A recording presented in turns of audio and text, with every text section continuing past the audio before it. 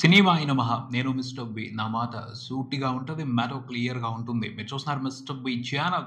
ఈ వీడియోలో మనం మాట్లాడుకుందాం విక్టరీ వెంకటేష్ నటించిన అనిల్ మాస్ అనిల్ రావుపూడి దర్శకత్వం వహించిన సంక్రాంతికి వస్తున్న movie 11 days total world wide collections report, అలాగే పుష్ప 2 ఇప్పటి వరకు రిపోర్ట్ చేసిన కలెక్షన్స్ రిపోర్ట్ గురించి కూడా మాట్లాడుకుందాం. అంటే పుష్ప మూవీ 50 days కంప్లీట్ చేసుకుంది కదా బాక్స్ ఆఫీస్ దగ్గర. సో ఆ సినిమా కలెక్షన్స్ రిపోర్ట్ గురించి కూడా మాట్లాడుకుందాం. ముందుగా సంక్రాంతికి వస్తున్న మూవీ విషయానికి వస్తే వీక్ డేస్ లో కూడా సూపర్ కలెక్షన్స్ ప్రతిరోజు రిపోర్ట్ చేసుకుంటా వచ్చింది. చూసుకుంటే సినిమా 11వ రోజు వరకు కూడా 2 తెలుగు రాష్ట్రాల వరకు నియర్లీ 3 కోట్ల షేర్ రిపోర్ట్ చేస్తా వచ్చింది. ప్రతిరోజు సెన్సేషనల్ రికార్డ్ ఇది. ఒక మీడియం బడ్జెట్ సినిమాకి 10 రోజుల పాటు ఇలాంటి టెరిఫిక్ నెంబర్స్ కనిపించడం అనేది ఓ ప్రత్యేకమైన అద్భుతం అనే చెప్పాలి. అనిల్ రావుపూడి కూడా ఈ సినిమా గురించి గొప్పగా చెప్పుకుంటాడు. నా కెరియర్ లో ఇది ఒక చరిత్ర అని. నిజం, ఓ ప్రత్యేకమైన చరిత్ర అది అతని కెరియర్ లో. వెంకటేష్ బాబు కూడా ప్రత్యేకమే, కాకపోతే ఆయన ఇంతకు ముందులా బ్లాక్ బస్టర్స్ చూశారు, కెరియర్ బెస్ట్లు చూశారు. ఈ మధ్యన కొంచెం పోటీలో వెనుకబడ్డారు, మళ్ళీ ఇప్పుడు ఆయన పోటీలో ఫ్రంట్కి వచ్చారు. సో ఇకపైన ఆయనతో తీయబోయే డైరెక్టర్స్ కూడా మంచి బడ్జెట్లు పట్టుకుని పెద్ద పెద్ద టార్గెట్లు పెట్టుకునే బాక్స్ ఆఫీస్ బరిలో దిగుతారు అని ఎక్స్పెక్ట్ చేయొచ్చు. అనిల్ రావుపూడి ఈ సినిమా సక్సెస్ తో చాలా ఇన్స్పిరేషన్ ఇచ్చేస్తున్నాడు కొత్త ఫిల్మ్ మేకర్స్ కి. తెలుగు ఫిల్మ్ ఇండస్ట్రీలో సినిమాలు తీయాలనుకునే వాళ్ళకి మంచి మంచి సలహాలు ఇచ్చేస్తున్నాడు. ఫస్ట్ సలహా అయితే కుదిరితే మహేష్ బాబుతో టచ్ లోకి వెళ్ళండి, ఆయన మంచి పాయింట్లు ఇస్తారు. ఇంట్రెస్టింగ్ కథలు తయారు చేయడానికి, ముఖ్యంగా బ్లాక్ బాస్టర్ కథలు తయారు చేయడానికి ఆయన ఇచ్చే హింట్లు సూపర్ గా ఉపయోగపడతాయని అనిల్ రావుపూడి ఇస్తున్న హింట్ ను బట్టి అర్థమవుతుంది. జైలర్ మూవీ చూసి మహేష్ బాబు అనిల్ రావుపూడితో 45 నిమిషాలు డిస్కస్ చేశారు. ఆ డిస్కషన్ లో నుంచే అనిల్ రావుపూడికి ఈ సంక్రాంతికి వస్తున్న సినిమా తయారు చేయడానికి పాయింట్ పుట్టింది అని తెలుస్తుంది. ఆయనే చెప్పాడు. అంతే, కొన్నిసార్లు మంచి డిస్కషన్స్ నుంచే ఇంట్రెస్టింగ్ ప్రాజెక్టులు స్టార్ట్ అవుతాయి. అనిల్ రావుపూడికి జైలర్ అలా ఓ ఇన్స్పిరేషన్ అయింది అని అర్థం అవుతుంది. జైలరే కాదు, జైలర్ డైరెక్టర్ నెల్సన్ గట్టిగానే ఈ సినిమా తీయడానికి సంబంధించి అనిల్ రావుపూడిని ఇన్ఫ్లుయెన్స్ చేశాడు అని అర్థం అవుతుంది. ఎందుకంటే వరుణ్ డాక్టర్ ఇన్ఫ్లుయెన్స్ కూడా ఈ సినిమా మీద ఉంది అని తన ఇంటర్వ్యూలో చెప్తున్నారు అనిల్ రావుపూడి. వరుణ్ డాక్టర్ లో డార్క్ కామెడీని చాలా పద్ధతిగా చేసుకుంటూ వెళ్లారు. అలా మనం ఎందుకు ట్రై చేయకూడదు అని ఆలోచించి అనిల్ రావుపూడి చేసిన సినిమానే ఈ సంక్రాంతికి వస్తున్నాం సినిమా అని ఆయనే స్వయంగా చెప్పాడు. సో అది పరిస్థితి. మనం తెలుగు ప్రేక్షకుల్ని ఎంటర్టైన్ చేయడానికి, ఇంట్రెస్టింగ్ ఎంటర్టైన్మెంట్ ని క్రియేట్ చేయడానికి మలయాళం సినిమాలు కానీ, తమిళ సినిమాలు కానీ, పక్క భాషల్లో బ్లాక్ బస్టర్స్ అయిన సినిమాలను కానీ ఇన్స్పిరేషన్ గా తీసుకోవచ్చు. వాటిని తీసుకుని మంచి ఇంట్రెస్టింగ్ ప్యాకేజ్ తయారు చేయొచ్చు. ఇక్కడ 100 కోట్లు కొల్లగొట్టొచ్చు, మిరాకిల్ బ్లాక్ బస్టర్స్ కొట్టొచ్చు. సూపర్ నాలెడ్జ్ ఇచ్చారు అనిల్ రావుపూడి ఈ సినిమా సక్సెస్ తో తెలుగు ఫిల్మ్ మేకర్స్ కి. ఇకపైన ఇదో కొత్త ట్రెండ్ అయిపోద్ది, ఆలోచించాల్సిన అవసరం లేదు. ఇక్కడ ఇంకొక విషయాన్ని కూడా మనం అర్థం చేసుకోవాలి. సంక్రాంతికి వస్తున్న మూవీ సక్సెస్ తో తెలుగు ప్రేక్షకులు కూడా ఓ హింట్ ఇచ్చారని అనిపిస్తుంది. మాకు ఎలాంటి సినిమాలు కావాలి, మేము ఓ కొత్త ట్రెండ్ ను కోరుకుంటున్నాం అని హింట్ ఇచ్చారని అనుకోవాలి. ముఖ్యంగా ఫ్యామిలీ ఆడియన్స్ బలంగానే హింట్ ఇచ్చారు ఈ సినిమాకి ఇంత బ్రహ్మాండమైన సక్సెస్ ని కట్టబెట్టి. అది ఎలా అంటే టీవీ సీరియల్స్ చూస్తూ, ఓటీటీలు చూస్తూ ఫ్యామిలీ ఆడియన్స్ థియేటర్స్ కి రావట్లేదు, ఇళ్లలోనే ఉండిపోతున్నారు. ఇది అంతకు ముందు వినిపించిన కంప్లైంట్. కానీ ఇప్పుడు ఈ పరిస్థితి మారింది. ఫ్యామిలీ ఆడియన్స్ థియేటర్స్ కి వచ్చి సినిమాని చూడాలి అనుకుంటున్నారు. వాళ్ళకి మంచి కంటెంట్ కావాలి, family emotions, interesting family points ఉన్న కథలు కావాలి, మంచి సాంగ్స్ ఒకటో రెండో ఉండాలి, ఆ పైన ఫ్యామిలీ ఎమోషన్స్ మిక్స్ అయ్యి ఫన్ కూడా ఉంటే వస్తాం, థియేటర్స్ కి వచ్చి సినిమాల్ని బ్లాక్ బస్టర్స్ చేస్తామని సంక్రాంతికి వస్తున్న మూవీతో ఒక సిగ్నల్ ఇచ్చారని అనుకోవాలి. సో మళ్ళీ కొత్త ట్రెండ్ మొదలైంది. అనిల్ రావుపూడి తెలుగు ఫిల్మ్ ఇండస్ట్రీలో ఓ కొత్త ట్రెండ్ ను మొదలు పెట్టారు అని అనుకోవచ్చు. ఫ్యామిలీ ఆడియన్స్ ని టార్గెట్ చేసుకోవడానికి ఇదే మంచి టైం. ఇకపైన ఎవరైనా కొత్తగా సినిమాలు తీయాలనుకుంటున్న వాళ్ళు యూత్ నో, మాస్ నో కాకుండా ఫ్యామిలీ ఆడియన్స్ కూడా దృష్టిలో పెట్టుకోవాల్సిన అవసరం ఎంతైనా ఉంది అని సంక్రాంతికి వస్తున్న మూవీ గట్టిగా చెప్తుంది. సో ఇక ఫోకస్ చేయాలి. దానికి సంబంధించిన కూడా ఘనమైన చరిత్ర తెలుగులో ఉంది. అనిల్ రావుపూడి ఎక్కువగా జంజాల్ గారి సినిమాల్ని, ఈవీవి సత్యనారాయణ గారి సినిమాల్ని చూసి ఇన్స్పైర్ అవుతూ ఉంటారు. సంక్రాంతికి వస్తున్న మూవీతో కనిపిస్తున్న సిగ్నల్ ఏమిటి అంటే ఎస్వి కృష్ణారెడ్డి గారి సినిమాల్ని ఫోకస్ చేయండి అని. శుభలగ్నం, మావి చిగురు, ఆహ్వానం ఇలాంటి కథల మీద ఫోకస్ చేయండి. ఫ్యామిలీ ఆడియన్స్ కి అవి బాగా నచ్చుతాయి. అలాంటి పాయింట్లతో సినిమాలు తీస్తే ఇప్పుడున్న పరిస్థితుల్లో ఫ్యామిలీ ఆడియన్స్ థియేటర్స్కి వచ్చి సినిమాని బాగా ఎంజాయ్ చేసే పరిస్థితి ఉంది అని అనిపిస్తుంది. ఇదే కొత్త ట్రెండ్ అయ్యేట్టు కనిపిస్తుంది. మంచి ఛాన్స్ తీసుకుని అలాంటి సినిమాలు వేస్తే ఖచ్చితంగా ఫ్యామిలీ ఆడియన్స్ గట్టిగా వచ్చి పెద్ద పెద్ద బ్లాక్ బస్టర్స్ ఇచ్చే అవకాశం కనబడుతుంది. సో అనిల్ రావుపూడి ఒక ట్రెండ్ కి శ్రీకారం చుట్టాడు.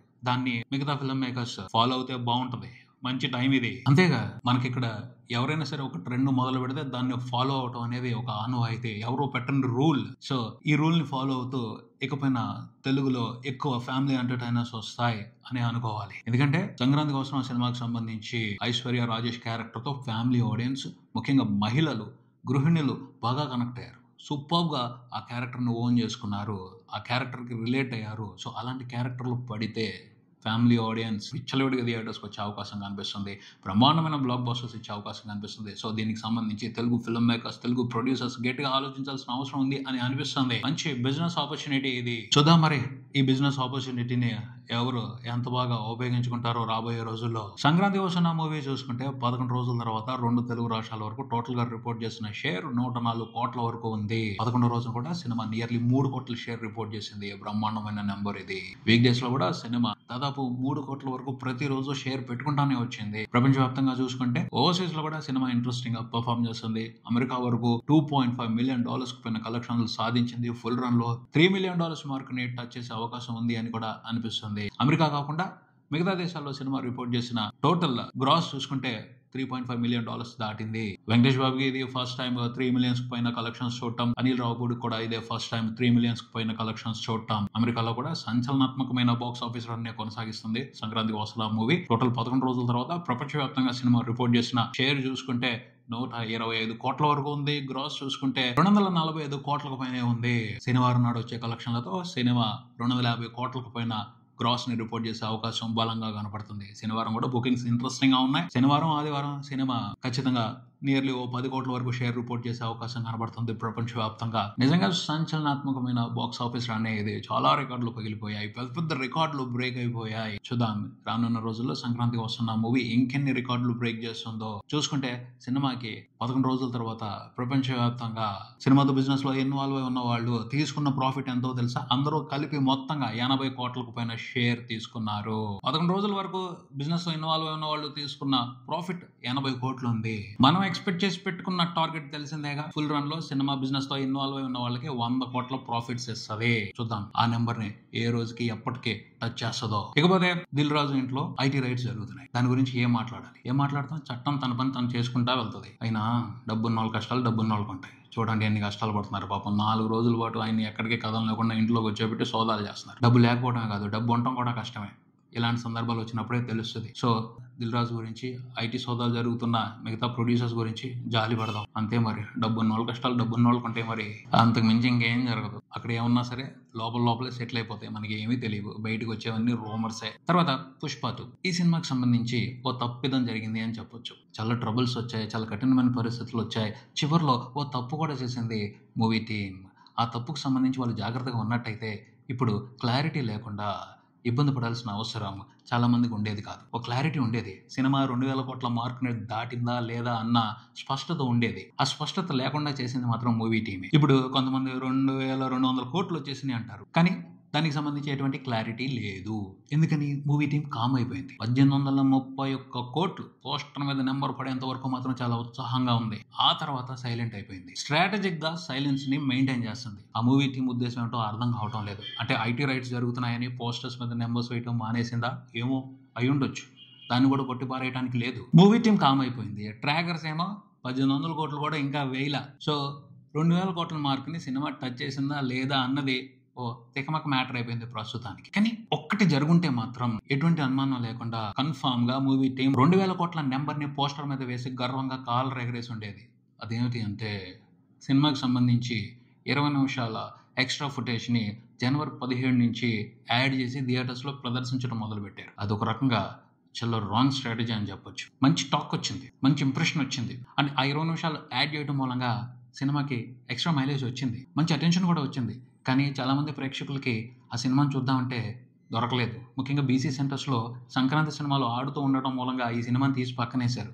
వాళ్ళకి ఈ సినిమాని చూసే అవకాశం లేకుండా పోయింది. ఏ సెంటర్స్లో మాత్రమే, కొన్ని థియేటర్స్లో మాత్రమే సినిమా ఉంది, వాళ్ళు మాత్రమే చూశారు. ఇది అసలు చాలా రాంగ్ స్ట్రాటజీ. 17వ తారీఖున కాకుండా జనవరి 1కే న్యూ ఇయర్ గిఫ్ట్గా ఆ 20 మినిట్ ఫుటేజ్ని కలిపేసి థియేటర్స్లో ప్రదర్శించినట్టయితే 10 రోజుల పాటు సూపర్ రన్ ఉండేది సినిమాకి. ఖచ్చితంగా సినిమా మీద వండర్ఫుల్ ఇంప్రెషన్ ఉంది ఆడియన్స్కి. రిపీట్గా వచ్చేవాళ్ళు, ఆ 20 మినిట్ ఫుటేజ్ని కూడా ఎంజాయ్ చేసేవాళ్ళు, మంచి కలెక్షన్స్ ఇచ్చేవాళ్ళు. అప్పుడు చాలా గర్వంగా ఎటువంటి అనుమానాలకు అవకాశం ఇవ్వకుండా పుష్ప 2 మూవీ టీమ్ 2,000 కోట్ల పోస్టర్ని వేసేసి ఉండేది. ఒక మంచి ఛాన్స్ని మిస్ చేసుకున్నారని చెప్పాలి. చివరిలో మిస్ చేసుకున్నారని చెప్పాలి. ఖచ్చితంగా 10 రోజుల పాటు వండర్ఫుల్ రన్ ఉండేది. గేమ్ చేంజర్ రిలీజ్ అయ్యేంత వరకు ఆడియన్స్ చూసేవాళ్ళు, ఖచ్చితంగా వచ్చి మాస్ ఆడియన్స్ మళ్ళీ వచ్చి చూసేవాళ్ళు.